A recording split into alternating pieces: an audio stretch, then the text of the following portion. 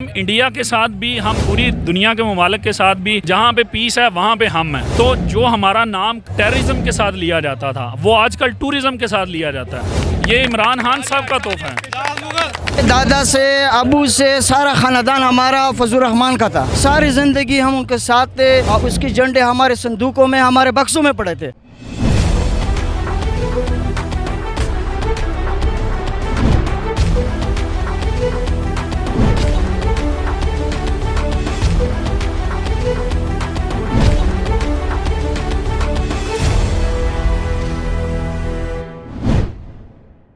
पहली चीज़ तो ये है, मैं थोड़ा सा अपना तारुफ करवा दूँ। मैं लीडरशिप का स्टूडेंट हूँ, तो मैंने खान साहब की पर्सनैलिटी को जितना पढ़ा है, वो एक क्रिज़मेटिक लीडर हैं, जस्ट लाइक जुल्फ़िकार अली भुट्टो। तो पहली चीज़ तो ये है कि इमरान खान साहब का क्रिज़मा, उनकी जो पर्सनैलिटी है वो यूथ को खींचती है। दूसरी जो चीज़ है बड़ी इंपॉर्टेंट है, वो ये है कि अवाम जो है वो पुराने चेहरे नहीं देखना चाहती जो पिछले 70 सालों से देख रही है। तो इसलिए अवाम ये चाहती है कि जिस तरह से महंगाई है, महंगाई जो पिछले 70 सालों का गंद है वो 3 साल में साफ़ नहीं हो सकता। उसको साफ़ करने के लिए हमें कम से कम 10 से 20 साल चाहिए। जिस तरह तुर्की ने किया, तुर्की ने अपना सारा गंद जो है वो 10 से 20 सालों में उसने निकाला। तो हम 3 सालों में, इमरान खान या 4 सालों में वो गंद नहीं निकाल सकता। उसको निकालने के लिए 10 से 15 साल चाहिए। तो जब वो गंद साफ़ कर रहा है थोड़ा थोड़ा, जो गंद था उसने, हम ये मानते हैं कि उसने 2% साफ़ किया, तो वो जो 2% गंद है उसने 4 सालों में साफ़ किया, तो वो बाकी जो गंद पे हाथ पड़ रहा है तो वो अब शोर मचा रहे हैं। तो दूसरा एक बड़ी इंपॉर्टेंट चीज़ ये है कि कुछ लोग अपनी सीटों के लिए इमरान खान साहब के साथ आ गए थे 2018 के इलेक्शन में।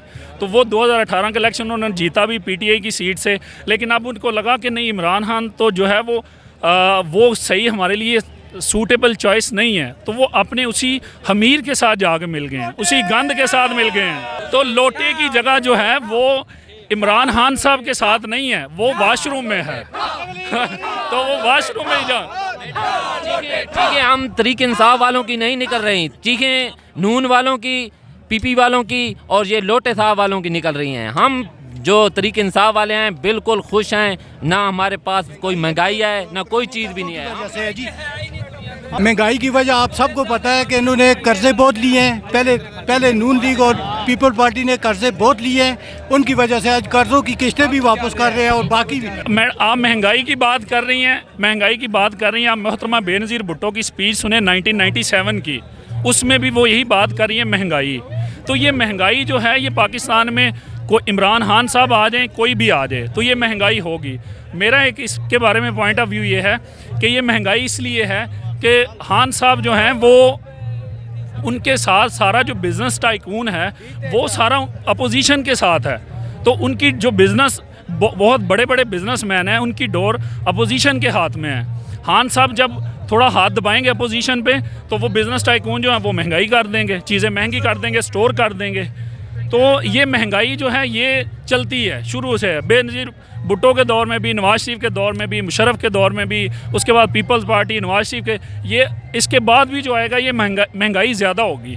लेकिन जो एक कौमी गैरत है जो होनी चाहिए थी, जो पहले हमारे लीडरान में थी, जो आप 2000 से पहले देखें, 90 से पहले देखें, जो लीडरान में थी, जो स्पेशली जुल्फ़िकार अली भुट्टो में थी, वो उसकी झलक इमरान खान में नज़र आती है। तो हम जो आलमी क़ुव्वतें हैं उनको इमरान खान ललकार रहा है। तो जब भुट्टो साहब ने OIC बनाई, उसमें सारे मुस्लिम लीडर आए, तो उनको किस तरह से एक एक करके मरवाया गया। तो ये वही क़ुव्वतें हैं जो पाकिस्तान को, मुसलमानों को स्टैंड नहीं होने देना चाहती।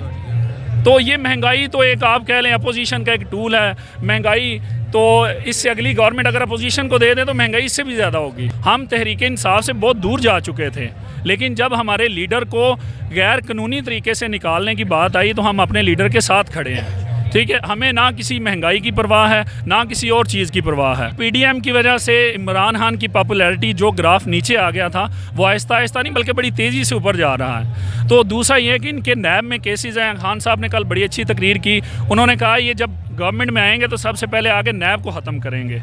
इनके फेक अकाउंट्स के जो केसेस हैं, बाकी जो केसेस हैं, जो पार्क लेन वाले नवाज शरीफ के केसेस हैं, मरियम नवाज के हैं, जरदारी के हैं, ये उनको नैब को ख़त्म करना चाहेंगे उसमें आके। तो ये इनका एक, वो आप कह लें कि अपनी करप्शन बचाओ।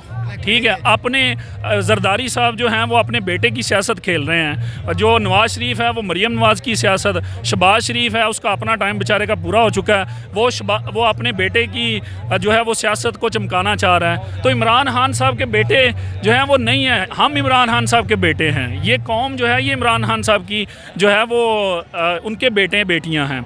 तो इमरान खान साहब जिस तरह अपनी उन्होंने एक स्पीच में कहा था, जो वज़ीर आज़म है, जो लीडर है, वो कौम का बाप होता है। तो वो अपनी तकरीर में हमें ना सिर्फ वो बाप की तरह समझाते हैं, बल्कि वो कौम की अहलाकी तरबियत भी कर रहे हैं। दुनिया में 7 से 8 अरब लोग हैं और सबको अल्लाह ताला ने पैदा किया, सारे तो अल्लाह को भी नहीं मानते, ठीक है। तो जो हक होता है उसके मुकाबले में बातिल भी होता है। तो ऐसा ज़रूरी नहीं है कि सारे लोग हक के साथ खड़े हों, कुछ लोग बातिल के साथ भी खड़े होते हैं। वो इसलिए खड़े होते हैं वो इसलिए खड़े होते हैं ताकि उनको बाद में पता चले कि हमें यहाँ पे खड़े नहीं होना था, हमें हक के साथ खड़े होना था। हम लोग घास खा लेंगे मगर गुलामी नहीं करेंगे अब, ना अमेरिका की, ना यूरोपीय यूनियन की, ना इसराइल की, ठीक है। हमें महंगाई ये कुछ भी नहीं है हमारे लिए। हम फजल रहमान के सपोर्टर थे सारी ज़िंदगी, दादा से अबू से सारा ख़ानदान हमारा फजल रहमान का था। सारी ज़िंदगी हम उनके साथ थे और उसकी झंडे हमारे संदूकों में, हमारे बक्सों में पड़े थे। खुदा की कसम 10 साल उसका झंडा मेरे बक्स में होता था और मेरे घर पे होता था हमेशा, और हम उसके साथ खड़े थे। लेकिन जब उसके हमने दाएं बाएं देख लिया और बैरूनी साजिशों में शामिल हो गया, तो हम इसकी वजह से हमने उसको छोड़ दिया। क्यों छोड़ दिया? इसलिए छोड़ दिया कि ये दीन की बात नहीं कर रहा। अगर कुरान में, हदीस में, इस्लाम में, ये सिर्फ इस्लामाबाद की बात है। पहले हम समझते नहीं थे, हम समझते थे कि हमारे लिए दीन की बात, हम कैसे कुरान के ख़िलाफ़ वोट दे दे, हम कैसे इस तरह करें, हम इस तरह कैसे, हम गुनाहगार हो जाएंगे, हम ख़राब हो जाएंगे। लेकिन जब हमें पता चला, इमरान खान साहब ने हमें समझाया, तो अब हम क्या कहते हैं? हम खड़े थे, हम खड़े हैं, हम खड़े रहेंगे। मैं इसमें थोड़ी सी चीज़ ऐड करना चाहूँगा। जब इमरान खान साहब वज़ीर आज़म बने तो इन्होंने UN में गए, जाके स्पीच की, तब यहाँ पे अपोजिशन ने कहा जी स्पीच से क्या होता है। तो उस स्पीच की बेस पे जैसे उन्होंने मुकदमा उठाया सारे मुस्लिम ममालिक का, जैसे इस्लामोफोबिया का मुकदमा उठाया, आज इस 15 मार्च 2022 को UN ने करारदाद पास की जिसमें इस्लामोफोबिया के ख़िलाफ़ दिन मनाने का ऐलान किया। फिर जिस तरह से OIC का इजलास हुआ 23 मार्च को, 22 और ये 3 और 4 मार्च को, इमरान खान साहब की जो स्पीच थी, जिस तरह वो समझा रहे थे, सारे मुस्लिम ममालिक के जो लीडरान थे उनको समझा रहे थे कि अगर आज हम दुनिया हमें नहीं मानती, हम 1.5 बिलियन लोग हैं, तो दुनिया हमारी बात नहीं सुनती मुसलमानों की, तो इसमें हमारा अपना कसूर है। जो लीडरान इनके वज़ीर आज़म भी रहे हैं, जब इनकी गवर्नमेंट्स भी आई हैं, कब इन्होंने इस्लाम की बात की है, कब इन्होंने मुस्लिम दुनिया को इकट्ठा करने की बात की है, कब इन्होंने इंडिपेंडेंट फॉरेन पॉलिसी बनाई है। आज हमारी इंडिपेंडेंट फॉरेन पॉलिसी है। इमरान खान साहब की कल की स्पीच सुने तो उन्होंने कहा कि जो यूरोपियन यूनियन का जो लीडर था, हेड था, उसने मुझे कॉल की है कि आप यूक्रेन और रशिया के दरमियान सालसी का किरदार अदा करें। तो जो PDM के लीडरान हैं, किस लीडर को कभी अमेरिका ने, कभी किसी ने ये कहा हो कि आप सालसी का किरदार अदा करें?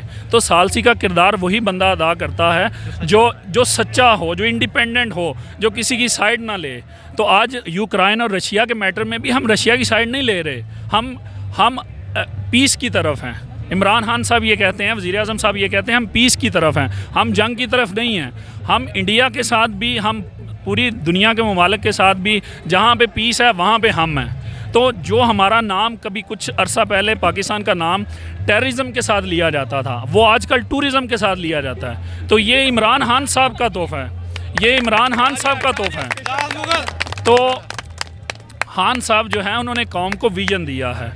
आप जिस तरह चौधरी निसार साहब से पूछा जी इमरान खान साहब के साथ आप जाएंगे, उन्होंने कहा मैं नहीं जाऊंगा, मुझे नून लीग इस चीज़ पे मजबूर करती है कि आप उसके साथ अपना ताल्लुक़ तोड़ें। तो चौधरी निसार साहब ने एक बड़ी प्यारी बात की, उन्होंने कहा इमरान खान साहब के साथ जो मेरा ताल्लुक़ है वो 35 ईयर्स का है, 35 साल का है, तो मैं उसको तोड़ने पे भी 35 साल लगाऊंगा। तो ये जो 70 सालों में गंद इकट्ठा हुआ है, आप कैसे एक्सपेक्ट करते हैं इमरान खान साहब से वो 4 सालों में उठा के बाहर फेंक दें?